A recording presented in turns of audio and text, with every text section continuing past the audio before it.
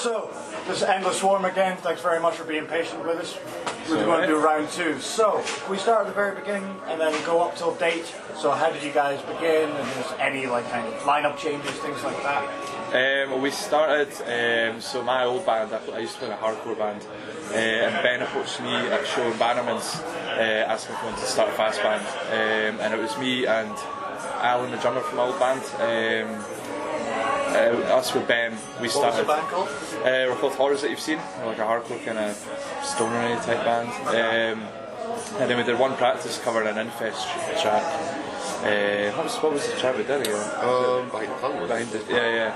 And then the second practice you came along, didn't you? And then we had that same lineup for, I think it was like 2 years. We did like 4 releases, no, 3. To August 2015, I think it was. Yeah, and then we had a bit of trouble with our old drummer in the studio, and he left, and then Dave joined because Alex lives with Dave. Yeah, I was in a thrash band with them for a couple of years before as Black well. Talent, So Dave came and then we re-recorded one of the releases and then just went from there, and it's kind of, it was a good move, I think. So nice organic friends in the band. Everything's on the same level. So. Yeah, we've not really changed lineup much apart from that, so it's been good that way. Yeah. Cool.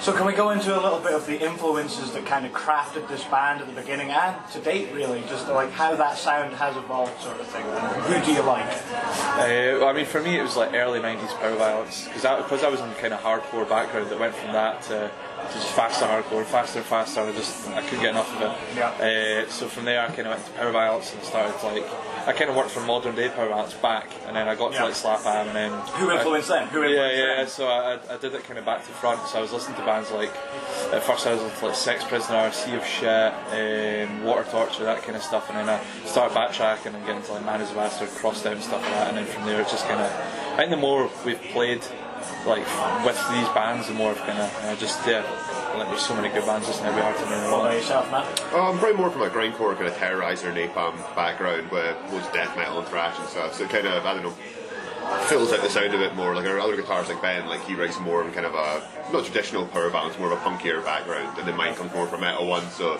the combination of them kind of makes the sound, I suppose.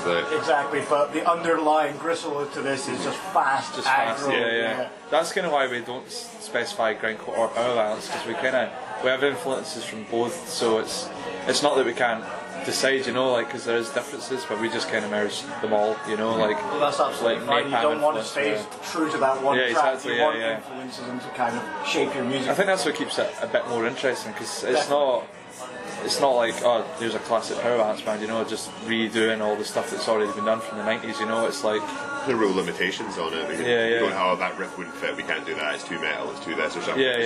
We can make it work for us. But that's also good that you've got different camps of different influences to be like, is that a good idea? And if 3 of the other 4 are like, nah, I don't like that, then scrap it, get something new. You're not trying to put too much prog in and get shouted at. This is too tech. This has actually got a tune. Nah, man.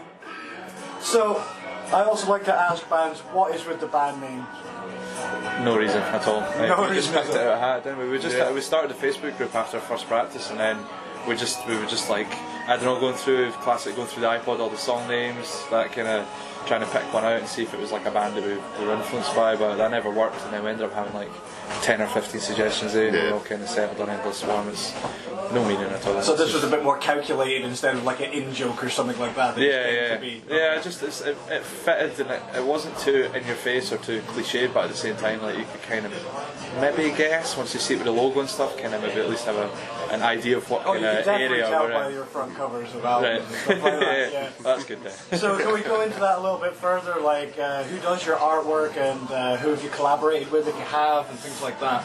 Currently I've done, I don't know, like 75% of that work. Ben did the first couple, and he's helped me do a few of them as well. But it's mainly just like cut and paste, collage type stuff, so it's all just like trawling through the internet, finding grisly images. Pictures. To be honest, it's not like the most gory, blood splattered imagery ever. That's probably where we're going with it. It's more either like mental, like mental health kind of stuff. Because we're kind of thing. Because I mean, a lot of the stuff we've been influenced, or like lyrically wise, like if it's not science fiction we're writing about, it's like mental health and like that kind of thing background. So like, it seemed good to be picking images that kind of that like kind of reflected that. But with our new album, we were going a totally different tangent. Steve Miles from Broke and Cattle, he's doing a nice bright coloured horrible image. So this thing's going to pop out in comparison to the other stuff you've done then. Exactly, and people still be able to look at it and be like, cool, this band, I know what they're, I kind of think I know what they do, but it's, will stand out from the rest, not just your black and white kind of illustrative stuff. It should look good, I hope. So going on that same pattern, so from, we've discussed beforehand how many splits and EPs that you guys have put out, and there's a hell of a lot. Can you go into a little bit more about why you do splits, what is the appeal to you guys, and also what have you learned from using them, utilising splits? I mean, I think it works in so many different levels, because you get the double the promotion. If there's two bands on it, we're promoting the other band's music and they're promoting ours, so you've got that.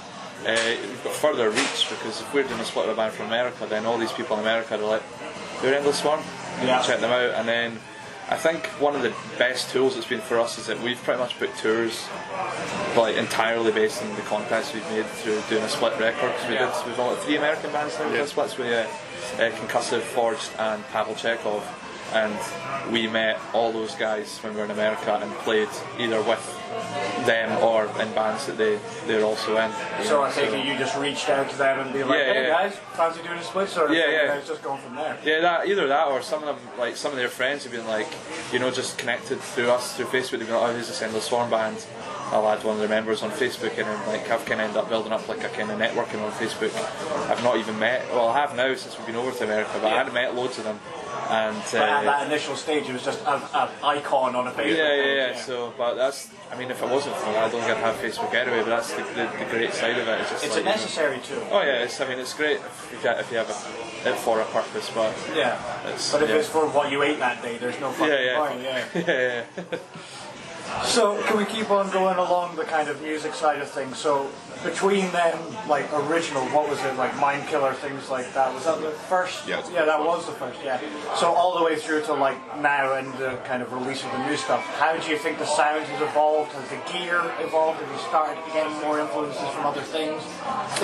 Gear's evolved a bit, I suppose, kind of updated. Nothing too fancy. I think I'm still using pretty much all the same thing. I think I've changed bases, but that's about it. But just as far as the songs go, just the musicianship's probably a bit better than we were before. We're more well practiced, and they're trying to get more out of the songs and put more into them. A lot more. Some points are still just kind of fuck the tempo, just go as fast as you can for this bit. But then other bits kind of locking in and trying to refine your starts and stops, and putting a lot more thought into the overall project. Exactly. Piecing out before we get to it, not just kind of bashing out and see what we finish with. I think because we wanted to sit down before we record as well, and actually rather than just that's the song's done, go straight to the studio, we're going to sit and work out stuff that you would even just parts where you're going to put in a bit of noise, a bit of feedback, or samples, rather than kind of rushing that part at the end. We're going to spend a lot more time, so it's even that side of things has evolved so much more. And even I'm coming to you with stuff a lot more than I used to, because I would just let them write the tracks, I'd write some lyrics, and I would kind of, even I'm coming and be like, oh, I should maybe try doing that. So I don't know, it's just all of us, everyone in the band's kind of developing as we go on. So it's kind of the writing process has gotten a bit more expanded. I mean, we're on our 16th release, so we should we should be by now. If we weren't trying to improve ourselves or put more in, then we've been wasting our time doing all these shows. That's understandable. So I take it, are you doing this mostly in a practice space, or do you do it literally from the bedroom, send it to each other, that sort of stuff? How does that work out? A bit of both, to be fair. I'll do a lot from just from the house, from the bedroom, and then send it to the guys either in MIDI files or just in written tablature, that kind of thing. Okay. And then we'll all learn that separately, and then piece it together in the studio. Or there's other bits where we'll just be in a practice and be like, oh, wrote this riff yesterday, wrote this kind of thing, and then it'll just kind of evolve from there. So, can we have a little look now to the future? You've already mentioned that you've got is this actually going to be an album now, or is this... I mean, we were discussing how many tracks, but I think we're more aiming now just for a time. Yeah. So we're just going to keep writing and then keep all the songs that are good, and then once it hits that kind of 20 to 23 minute mark, then we'll probably stop if it feels right, if we've hit like all the stuff we want to do within the LP. Because we were initially saying, we'll do 30 tracks, but if they all end up a minute and a half, it just seems like probably too much. Because the thing with fast music as well is like the intensity is the shortness and intensity is there for a reason. So what's the point of doing all these short, fast songs, but then doing an hour? An hour and a half. Like then it kind of loses. Let's just say, I mean, like Scum, Napalm Death. Like, well, I've got the deluxe version. So it's over an hour, doesn't it? Like, and I'm just like halfway through. I'm like, cool. Yeah, that's enough. Like, that's enough. Not that anything against Napalm. I'll go back like probably like an hour later and listen to the rest of it. But you can't all at once. It's going to be a bit of a difficult listen. Well, it was Nails. I watched that the documentary that went alongside "You'll Never Be One of Us," and they were like, you can't take 23 minutes of Nails, so it's like 22 minutes 53 seconds. I can't take 1 minute like, Nails. Man, and they put out some good records, but I just that Todd guy's a prick, to be honest. I don't have the whole drama thing. Glasgow went me up as well. Keep the ego out of grindcore, So also you've kind of touched on it very briefly, but you guys aren't shy of touring. You've gone to the States, 3 or 4 times now? No, only States once. Just once, just once. You've been over there a couple I wish. We will go back. I think we're going back 2019 probably. We're going to do East Coast, but just once. We've done 5 tours, but I mean, Dave works quite a lot, and I run my own business, so it's like quite difficult to do it full time. Yeah, that's fair enough. Life gets in the way. I know. It's just a hobby, I guess. At the end of the day, isn't it? That's true, man. If you can do something that you love, then it gets a bit better. I mean, I would love to do it full time, but it's. But with these tours, you mentioned you might be going to Japan as well and things like that. Well, that started being booked now. Japan's 100% now. We're booking our flights next month in like 3 weeks, so that's already in the works, and we've got people. So, is there any bands that you've been touring with that you'd like to give a shout out, shine a spotlight on? Because that's what the whole point of this channel is. Them all, everyone we've toured with. So many good bands in the UK and even worldwide these days. But Afternoon Gentlemen, Lugubrious Children, Famine, Bulk, Droves. Well, who have we toured like Gay Panic Defence, Brain Shit, Grope. All those guys. Anyone we've toured with, we've never had a bad tour. Everyone we've gone with, like, we've picked. They're all amazing bands, but we've picked also because they're just great people, and you want, like, if you're spending 2 weeks in a van with someone, or you're having to sleep in a squat with someone, you want it to be someone that enjoy their company. To bring the best out in people. Exactly. So it's always been like, people we've met in shows that we've loved and that. So all the bands we've toured with have been amazing. Like, this is definitely the tip of the spear. Like I would say, I've been going to shows for so long, and it is a case of like every other day there's a show that you can go to, and it's such a high caliber. It's absolutely ridiculous. So on that similar note as well, is there any tour antics that you'd like to give to the general public, actually tell them what happens on the road? I mean, I can't even think. Like, we've just had some really good times there. I think going to Mexico was probably like. I mean, it wasn't an antic as such, but it kind of felt like we were doing something really dodgy the whole time, because we had to drive down to San Diego and leave our van there to get into Mexico. So we parked our van. Was it David from Calgacus? And then we just got an Uber to the border and crossed by foot. But like, the way that we went through like the Mexican national bit. It was like there was a bit for Mexican nationals and there was a bit for like tourists, and we were with the Mexican guy and he was just coming this way. So went through and there was all these like soldiers with like big guns and all that. It feels a bit weird to shoot me going through this bit, but we put our bags on the conveyor belt. There was no one there even to check them.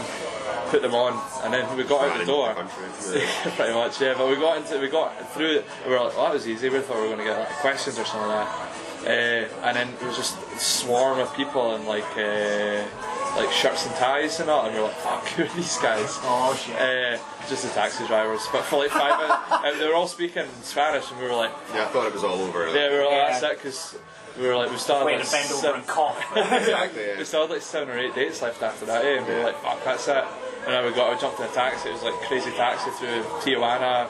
Played probably the most insane shows of our life. Like, it was insane. Yeah, and we got some street food. So how was the rapport over there as well? It was. You're a long way from home. How did the music go down, man? I mean, it was good. They've got a really good scene in Tijuana, and I think I think a lot of bands would tour America and not bother with the hassle of going to Mexico, but whereas we kind of saw the hassle as like part of the charm, you know, it was like, we're at least going to come out with a story, if anything. Well, you know? also, you've gone and done the most difficult part, getting over the pond, so why not an extra day in the van? Exactly, so and we were like, I think it's the first time I've ever been like we were having to autograph for 7 inches, we were getting photos of fans, and we met the brother of someone from Sepultura. The brother of the bassist or something like that. And it was like an intense gentleman. Like shirts off, and the photos of him. Now we all got smashed. Pasty white boys. I know. I know. I could tell we were Scottish, and we just got some like Mexican street food and that, and it was just surreal the whole time. Like, I think the good thing about it, we were just like, I don't know, like you always see these bands on tour, and you think, I wonder when it loses the appeal for them. But for us, we were just like, what the fuck? We're in Mexico playing a gig. Like, how has this happened? We were just like, we played to 15 people in Edinburgh. How are we in Mexico? Like, it was just so surreal. Like the whole time, we were just like, all of us just were like beaming. Like, it was unreal. Yeah, like, and then we had to go to LA the next day and get fucking shafted by the promoter. So we got to LA the next day, and we were meant to play at 9:30 at night. We were like, well, good slot, you know, like kind of that perfect time at night. Dusk and evenings. It was like not too late on where everyone's like too drunk to know what's going on, and everyone had, you know, just that perfect time where everyone's not bored of, because there's 36 bands playing on the day or something. That's all grindcore, so we were like, well, fair enough. I mean that works for like this like set times and all that, but like who wants to watch 30? I love grindcore. I don't think I ever want to watch like 36 bands. You're a lucky bastard that's got to change them all over.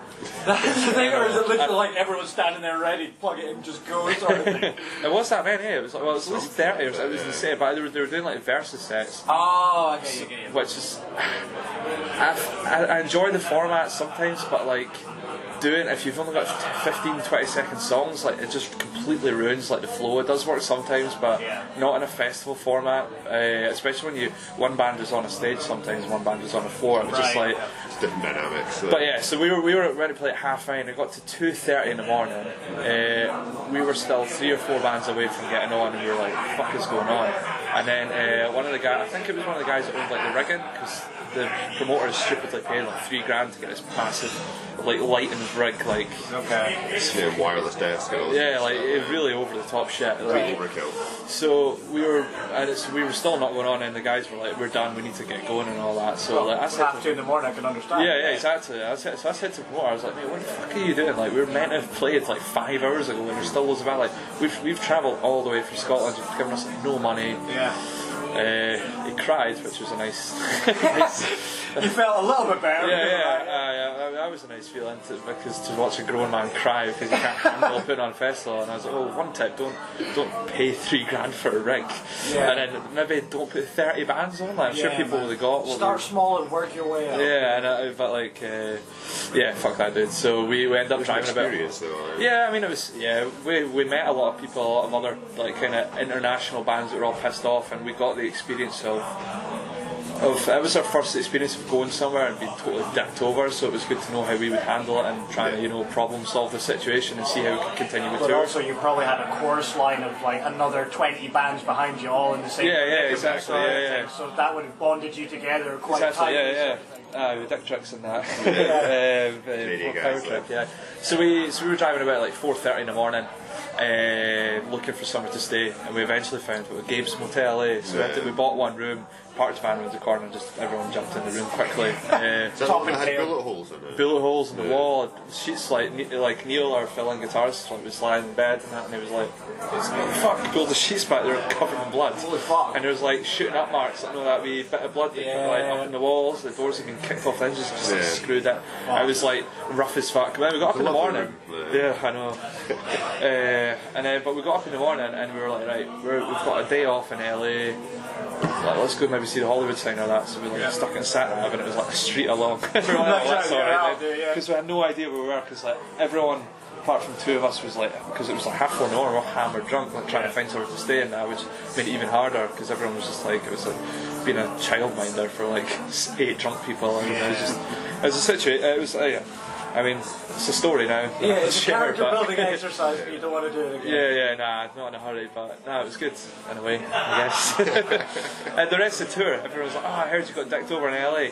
Here's some extra money to help you get, you know. See, so it was worth it. Yeah, I mean, Sacramento, we got, oh man, what was that like? Yeah, everyone there was like, like, giving us extra money. We made like $500 that night in merch and on the door, which is like, I mean, I'm happy with 50. You know, even when we're in we paid a lot of money to get there. $50 is nice because it gets you to the next show. 500, we were just like, what the fuck? What were like? None of us could believe it. Yeah, let's find a print shop, print more. Yeah, because we printed 100 shirts and we were like, that was well done, but it was like super cheap to get them done because the guy from Pavel Chekhov, Todd, he prints. That's his job. So like, we were getting shirts for like $1.50 each printed and that. So we were like, well, we may as well get 100. Yeah. Because it was like $200, eh? We got like 100 shirts and like 50 patches or something like that. So we were like, we may as well, and then we ended up selling out of shirts before we got to our last show, and we were like, this is unreal. So, just to finish up then, what is the future for Endless Swarm? What's going to be happening? What can we look forward to seeing from you guys? We're off to Lithuania in what, 2 weeks, 3 weeks? 3 weeks today. 3 weeks, yeah, yeah. Lithuania, Infeast, then So Ice. is that like for a one-off or a couple of bills? That's Just two shows. One at the fest, and then one I think is The hostel, yeah. Calgacus or something. The place is called. I think so, yeah. Yeah. It's like a DIY. It's like a hostel, and it's got like an underground DIY kind of spot. Yeah, I think. attached onto a club or something. Like. Yeah, a there's lot of mainland Europe does have a lot of squat scenes. Like I was speaking to that Electo, like this Brazilian band, and they pretty much did like a 40-day tour all around like kind of mainland Europe, and they said like 75% of the squats. Yeah. I mean, I think it was a lot like of a Germans posh and stuff. painting. Like, folk would come from all over just like cram into these fucking. Oh, good, yeah. So it kind of similar experience there was in Europe. We played a few squats. We were going to Iceland now as well, playing Reykjavik on 14th of April as well. Because we're, long story short, is our guitarist has flown before, and that's why we had to fill in for our whole tour. So we were like, we'll book a short flight somewhere. Play So his first flight's not to Japan. So Yeah. A bit intense for him. Yeah, that's a bit We're doing everything budget, so I think our travelling to Japan is like a multiple. So when is Japan lining up to be? 11th to 25th of October. We're Nice. doing that. So that's in the works now, getting booked and stuff. So yeah.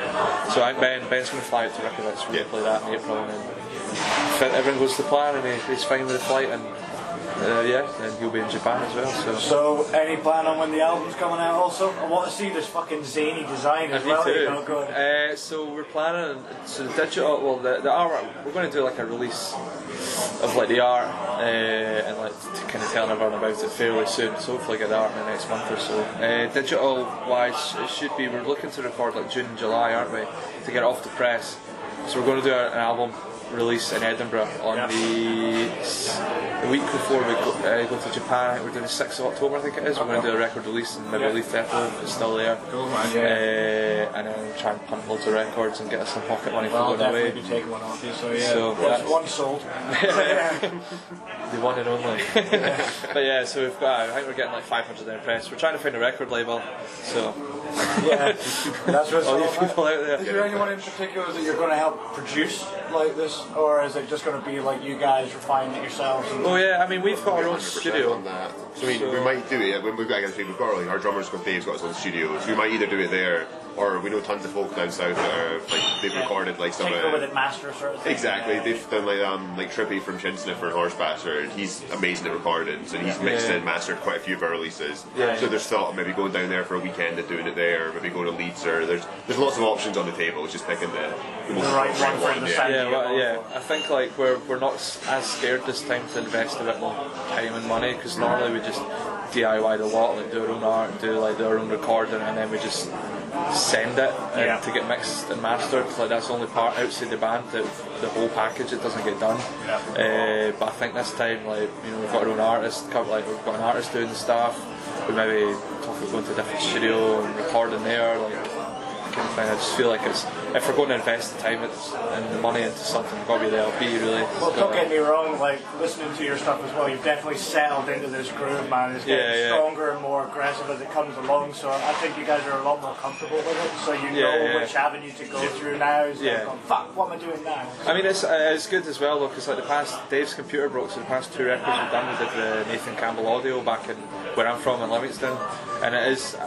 I do like the experience of having like an extra pair of hands helping us work and stuff, and just having input. Yeah. Especially if especially if someone's not involved in like in the fast music scene, something like you can maybe say, "Well, try this," and it's something that we might not have ever tried before, and it's like cool. Well, and as well as if it's someone that you trust, as a person, and then music taste can come second. But if that guy's like, "I think this would be good for you," you're fucking right. It's kind of done as well so far. So that's the first.